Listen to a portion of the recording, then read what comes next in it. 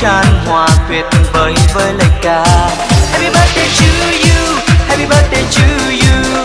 Hát mừng khúc ca lời chúc phúc luôn đậm đà. Mừng một tuổi mới không cay đắng không ưu phiền. Ngày mai tươi sáng tình dần lay lắng như nắng mai mùa xuân. Happy birthday to